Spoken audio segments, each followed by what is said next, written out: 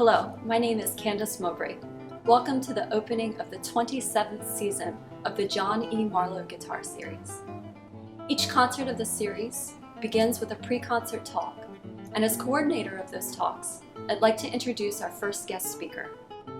Dr. Douglas James is professor of guitar in the Hayes School of Music at Appalachian State University and also director of the annual Appalachian Guitar Fest. As a concert artist himself, he has performed throughout the United States, Europe, and Mexico, and he's been a featured guest for numerous international festivals. He's a specialist in the area of 19th century guitar music, often performing on period instruments. Dr. James will offer special insights and enrich our experience of what is sure to be a wonderful concert by the Kossler duo.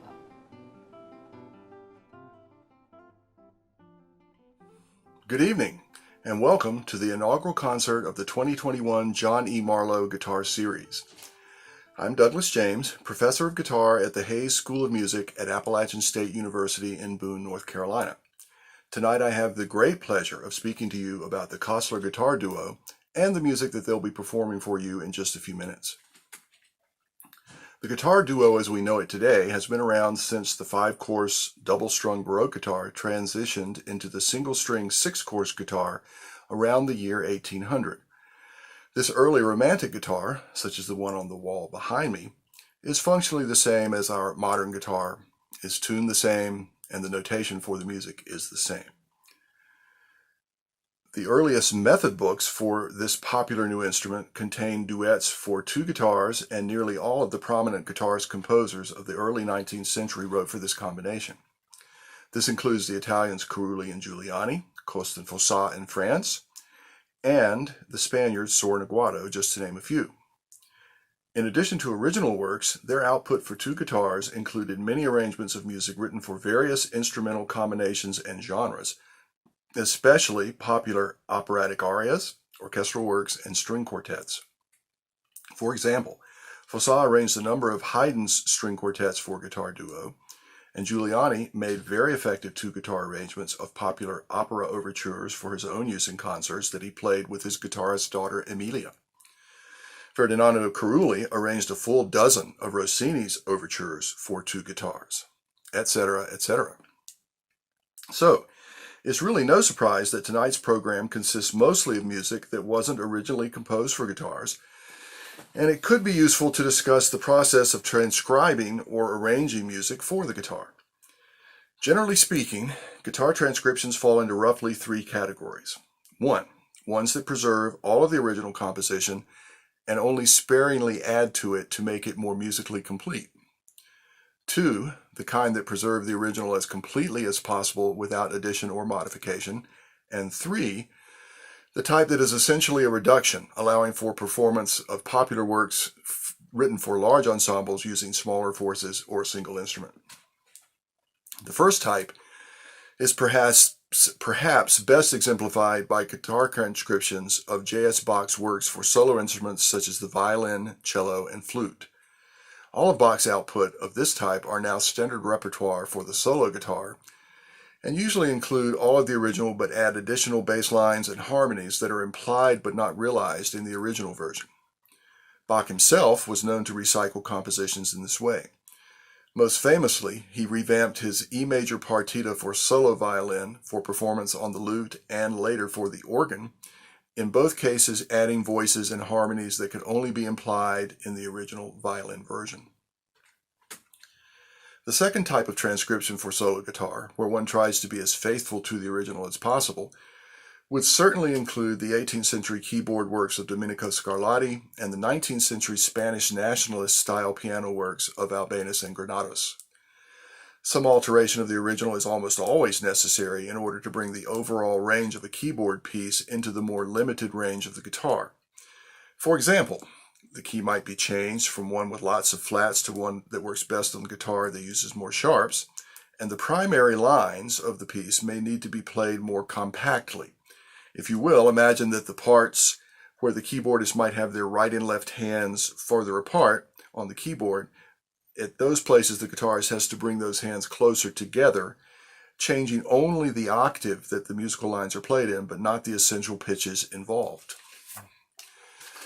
The end result can be quite effective on guitar, so much so that today many of these particular harpsichord and piano pieces are heard more in guitar concerts than those for keyboards. The third type of transcription, the reduction, is not as commonly heard in the solo guitar repertoire as the other two, but certainly does exist. These are usually efforts to bring a work that is very popular with the public into the guitarist's program. One of my favorite examples of pieces in this category is from the 19th century guitar virtuoso Luigi Lignani, who made a solo guitar arrangement of Rossini's famous William Tell Overture, also known to my generation as the theme from the TV show The Lone Ranger. You can easily imagine how difficult it might be to recreate the orchestral colors and huge dynamics of the original on one guitar. In fact, I've never once heard it in a concert or on a recording, although I do have a colleague who told me that he once performed it, or should I say, performed it just once. Another great example of this type of transcription would include the several versions for solo guitar of Beethoven's famous Moonlight Sonata, which, while recognizable on guitar, cannot really represent the full scope of the piano original. In fact, most of the great solo piano repertoire of the 19th century masters, with its wide pitch ranges and dense textures, is simply not practical for transcription to one guitar. But with two guitars, many of the limitations I've described for solo guitar transcriptions go away. Two guitars can realize denser harmonies and more parts than just one. A broad range of colors can be brought to bear, and bigger dynamic shifts. In other words, two is better than one. And that brings us to the heart of today's program. Pieces newly arranged for two guitars by the Kossler duo, including romantic piano works by Mendelssohn and Brahms, and two famous orchestral works, Haydn's Surprise Symphony and the concert's closer, Camille Saint-Saëns' Danse Macabre. When realizing solo piano pieces, the Kossler arrangements aim to be quite literal in bringing across the musical elements. Mendelssohn's Three Fantasies of 1829 are relatively light in texture, and you can virtually play all of the notes on two guitars.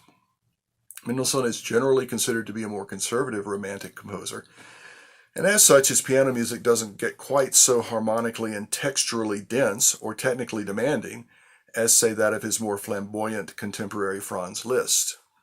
Additionally, the original piano versions are also written in the guitar-friendly keys of A minor, E minor, and E major. These can be transcribed quite literally and seem obvious candidates for two guitars. We'll be hearing two of these three fantasies today. Conversely, when I first saw that the Kosslers had arranged the Brahms Intermezzo and Capriccio, which was composed in 1879, fully a half century after the Mendelssohn works, I admit to being a bit surprised. I tend to think of Brahms's piano music as denser and more harmonically complex in ways that wouldn't adapt to the guitar so well. But while a closer look at the piano score indeed reveals quite pianistic writing that could be more daunting to replicate on the guitars than the Mendelssohn, it is once again in the guitar-friendly key of A major. And while the opening intermezzo does have broad, sweeping arpeggios and colorful harmonies, the full resources of two guitars with 12 strings and 4 capable hands can indeed bring them to life. The second movement, Capriccio, is surprisingly light and full of more detached staccato articulations that are very well suited to two guitars. So I think that you'll find the arrangement you'll hear today is fully convincing and quite satisfying, as the Kosslers' rendition of it will surely be. Now, the orchestral works on the program present different challenges for arranging and have to be done as a reduction. As I mentioned earlier, many classical and early romantic orchestral pieces were arranged for two guitars by contemporaneous guitarists, and the classical style of writing found in Haydn is fairly easily recreated with two guitars. Saint-Saëns' Danse Macabre from 1874, however, is a fully romantic tone poem, full of drama and orchestral color. Saint-Saëns based the orchestral work on his own art song originally for voice and piano. The text of the song concerns an old French legend where death comes out on Halloween and calls forth the dead to dance for him on their graves, so it's highly appropriate in a programmatic sense for the current season of ghosts and goblins. The orchestral version is certainly full of romantic era high drama and angst, but here again, the Kosslers have found the essence of the piece and bring it to life in their version for two guitars. In fact, they make it exciting enough to be not only the closing piece on the program today, but also the title of their highly acclaimed debut CD. I would like to close with a few words about the Kossler brothers, whom I've known since they were just boys. Their parents are both classical musicians, and their father, William Kossler, is a well-known guitar pedagogue who was essentially the founder of the Suzuki School guitar programs in America. So while most American classical guitarists of my generation had little to no formal training at an early age, John and Adam Kossler had the benefit of quality guitar instruction at home from a very young age. In fact, Adam once told me that he had been playing guitar for so long that, quote, "I can't remember when I didn't play guitar," end quote. In addition to a lifetime spent with a guitar in their hands, the Kosslers also have that special magic that you only find with long personal association. Ensembles that have played together for decades have a unique connection that only time working together can build. For ensembles comprised of family, this connection can be forged much more easily. I find this to be true with Adam and John Kossler, and I'm sure that you will as well. Thank you, and enjoy the concert.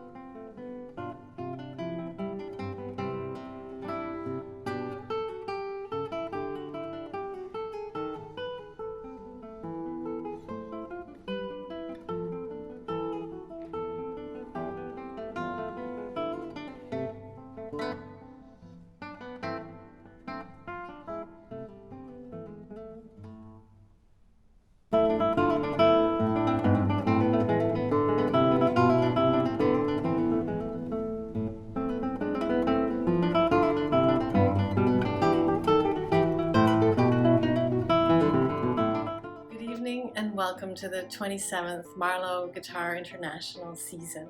A very different year this year, but we're so happy that you're here, that you're joining us, and that we are able to continue our traditions as best we can, even in this difficult time.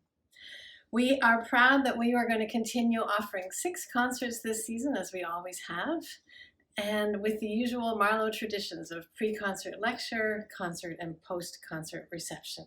So I want to thank Dr. Candace Mowbray and Dr. Doug James for putting together the wonderful pre-concert lecture. And I also want to give a shout out to Dr. Joao Figueroa, our fearless executive director, who has made sense of all the technology and keeps everything rolling. So please make sure that you click on the second link when the concert is over. There's a second link in your email registration that you'll need to hit in order to be joined to the post-concert reception. So when you do that, then you can join Adam and John and ask questions and join the conversation. So we're very happy that you're here, you're joining us. We're very proud that we can offer this concert free to our whole community, and we appreciate so much the donations that you give. Through your donation and your membership, we make this evening possible, and also all of our education outreach. So later on this season, we'll have our youth competition online, of course, and master classes. And our next concert will be by Ricardo Marlow, the son of John Marlow, after whom our series is named.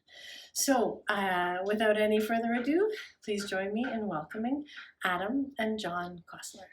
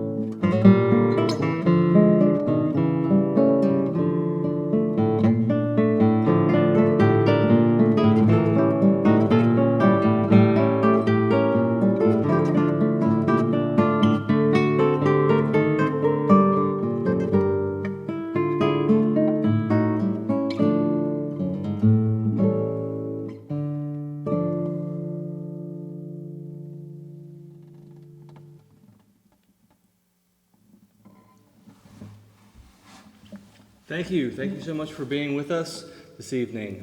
It's an honor to play again for the Marlow Guitar Series.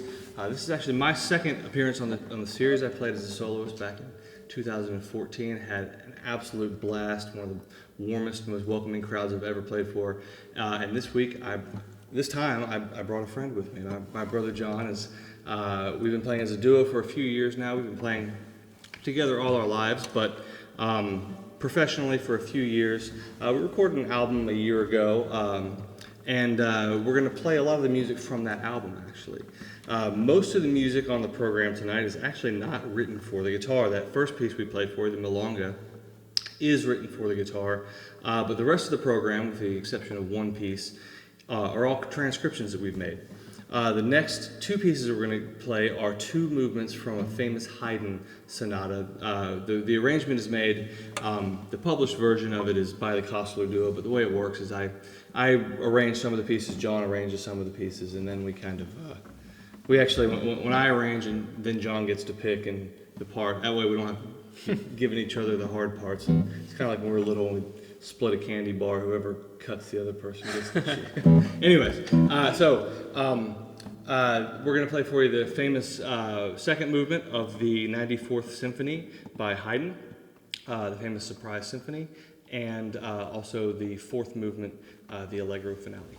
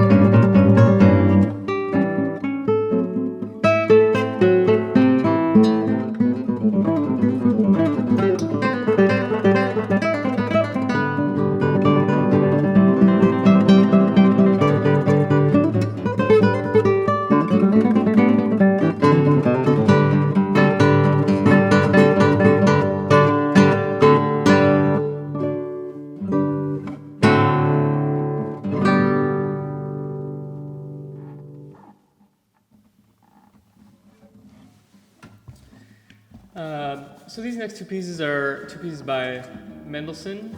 They're originally from a group of three for solo piano. And the first one is a sort of light andante, followed by a very fast scherzo, kind of a whirling tornado of a piece. So we hope you enjoy them. Fun fact, the scherzo is on the soundtrack of The Wizard of Oz. I don't know if they did soundtracks back then, but it's in the movie. There's Toto's in the scene. That's all I can remember. But Is it really? yeah, towards the beginning. Oh, okay. Yeah, all right. There you go. Somebody brought that to my attention like a week ago. Really? We might recognize it then.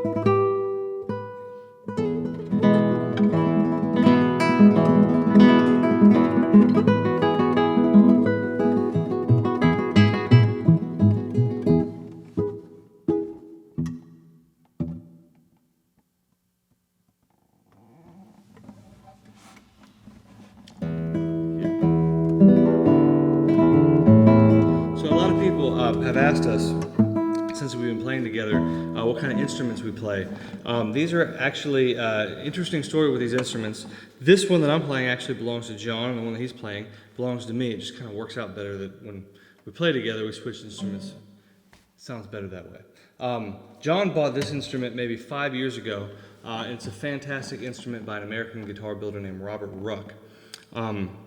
He got the instrument, and I also loved the instrument, and I contacted him, and I said, hey, my brother bought this amazing used instrument. I'd love a similar one to, we play in a duo together, and we'd like to have matching instruments. And so I waited a few years. Of course, we exchanged a few emails back and forth, and unfortunately, he got sick and passed about a year ago. Robert Ruck did. And about 2 months after he passed, I stumbled across in Canada the brother guitar to this guitar. That guitar is actually a consecutive serial number, probably hung beside each other in the shop. And there's 1,000 of these guys' guitars in the whole world, and somehow I ran across the next one in line. And it was for sale, and it was a good deal, and I had the money, which was like... Never happens, right? Greatest miracle of all. Greatest miracle, stars aligning, right? So it's a great story. We couldn't be happier to play these instruments by Robert Ruck. Really a tremendous contributor to the construction of guitars. The next two pieces that we're going to play are by Brahms. John's going to tell you a little bit about them. So these next two pieces are also originally piano pieces. The first one is a slow intermezzo, which is followed by a more dance-like caprice. And they're originally from a large group of piano pieces, but these are two selections from. So we hope you enjoy.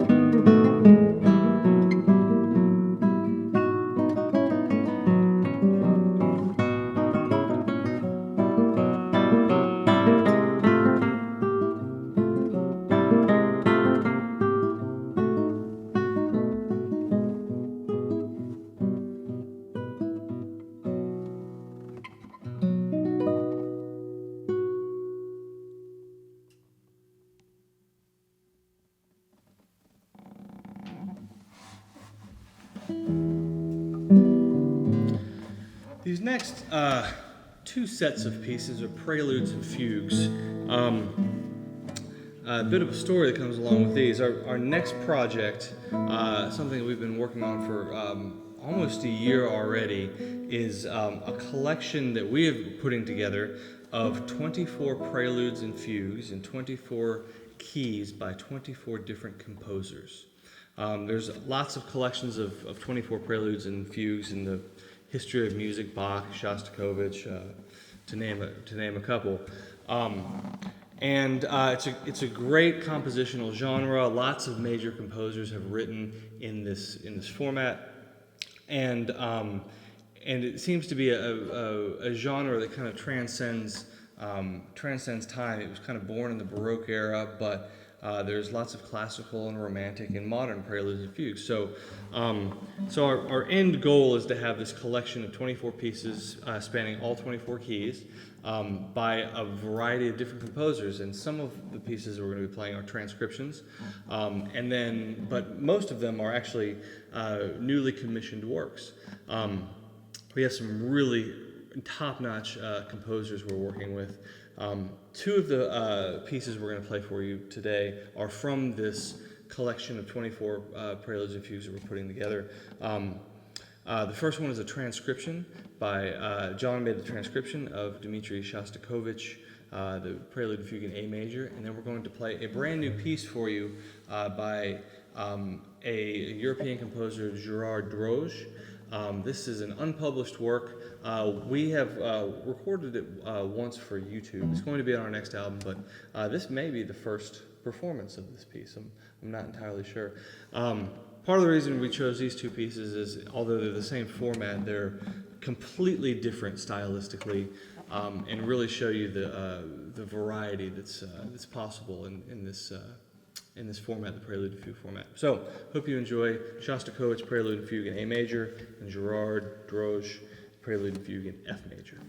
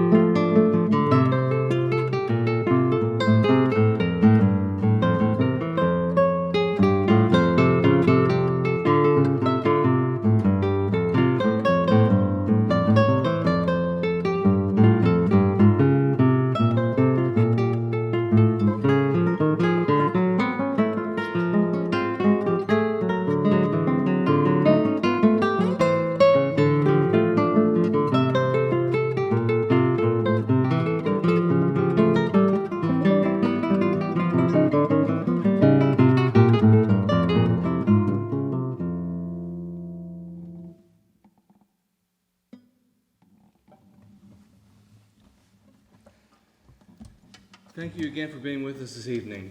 We're going to finish with quite possibly our biggest undertaking as a duo. This is the famous Danse Macabre by French composer Saint-Saëns. Originally written for orchestra. It's a tone poem, very programmatic in nature, evoking visions of skeletons coming out of the ground, dancing, lots of imagery of clocks ticking and whirlwind episodes, and very, very effective piece. It's quite a challenge to put it all on two instruments.